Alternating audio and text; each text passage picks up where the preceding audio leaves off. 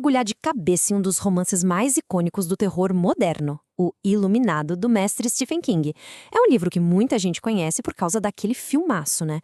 Mas a obra original, ela é uma exploração muito, mas muito mais profunda da loucura, do vício e de um mal sobrenatural que se alimenta justamente da nossa fragilidade.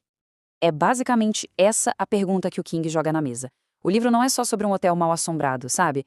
A grande sacada é como as assombrações de fora conseguem despertar os demônios que a gente já carrega aqui dentro. Bom, vamos começar por aqui. O livro já abre com essa frase, essa epígrafe, uma citação do pintor espanhol Goya. Isso é uma declaração de intenções na lata. Desde a primeira página, o King está avisando, olha, isso aqui não vai ser uma historinha de fantasma qualquer. É sobre a mente humana se despedaçando. Então, a gente conhece a família Torrance, o Jack, que é um escritor tentando engrenar e um alcoólatra em recuperação, a Wendy, sua esposa, que está ali se segurando com unhas e dentes para manter a família de pé, e o Danny, o filho deles de 5 anos. Para essa galera, o trabalho de zelador de inverno no isolado até o Overlook é a última e talvez a única chance de recomeçar. A humilhação do Jack já começa ali, na entrevista de emprego. Ele precisa desesperadamente do trabalho, mas na hora ele já sente um desprezo enorme pelo futuro chefe, o Ullman. Essa tensão inicial, sabe? Esse sentimento de ser diminuído já planta uma sementinha de ressentimento que, olha, o hotel vai usar e muito mais tarde. E a tarefa, cara, é monumental. 110 apartamentos. Pare e pensa nisso. Para uma família de 3 pessoas, o Overlook não é só um prédio. É um mundo inteiro, vasto e vazio, prestes a engolir eles.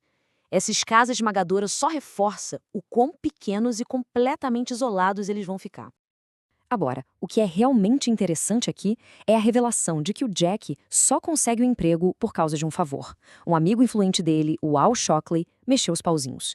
Isso prova que o trabalho nasce do desespero, não do mérito.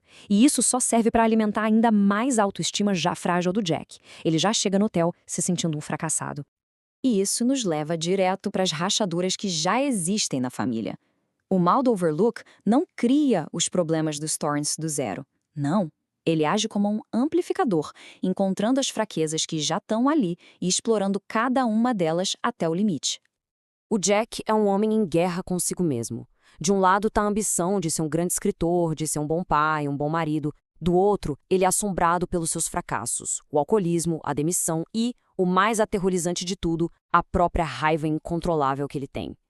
A memória mais vergonhosa do Jack, aquela que ele não consegue esquecer, é a de ter quebrado o braço do filho pequeno, Danny, num acesso de fúria. Esse momento é o centro da culpa dele. Aquele som, o estalar do osso, fica ecoando na cabeça dele, como um lembrete constante do monstro que ele teme ser. E essa espiral de desgraça não para por aí. A raiva ataca de novo e ele perde o emprego de professor depois de agredir um aluno. Cada evento desses empurra ele mais fundo no buraco, destruindo a estabilidade da família e deixando eles totalmente dependentes desse último emprego no Overlook. Então, o ponto crucial é este. O King usa a caldeira instável do hotel como uma metáfora brilhante para a mente do Jack.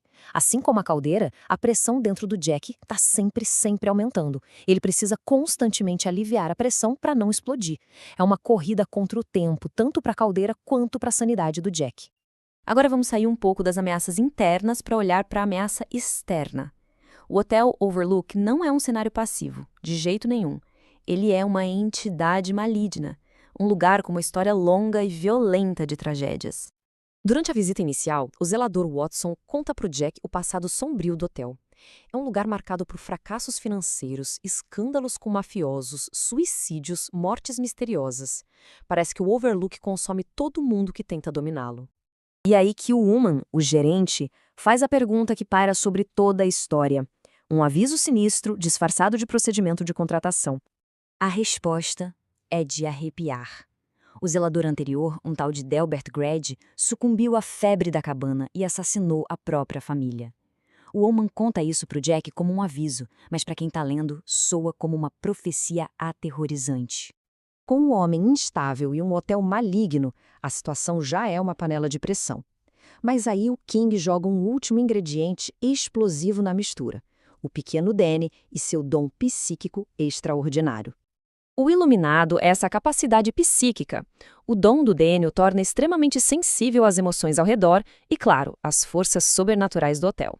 Ele se torna um farol psíquico, atraindo a atenção faminta do Overlook. Por causa do seu dom, o Danny é dolorosamente ciente da fragilidade da sua família. Ele sente o medo da mãe sobre um possível divórcio e a batalha constante do pai contra o vício, que ele chama de a coisa ruim. Ele carrega o peso dos medos dos pais nos ombros.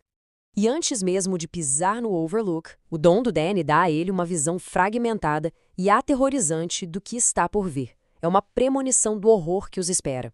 A visão começa assim, com imagens meio desconexas e sombrias. Ele vê o hotel coberto de neve, um lugar de isolamento total e de um perigo profundo. Aí uma série de avisos começa a piscar na mente dele.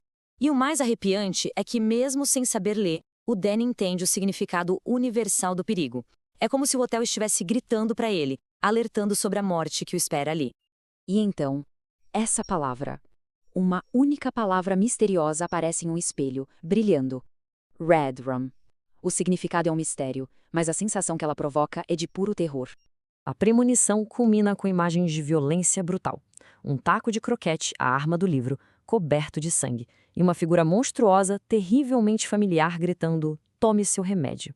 A colisão entre a fragilidade da família e a maldade do hotel, ela é inevitável.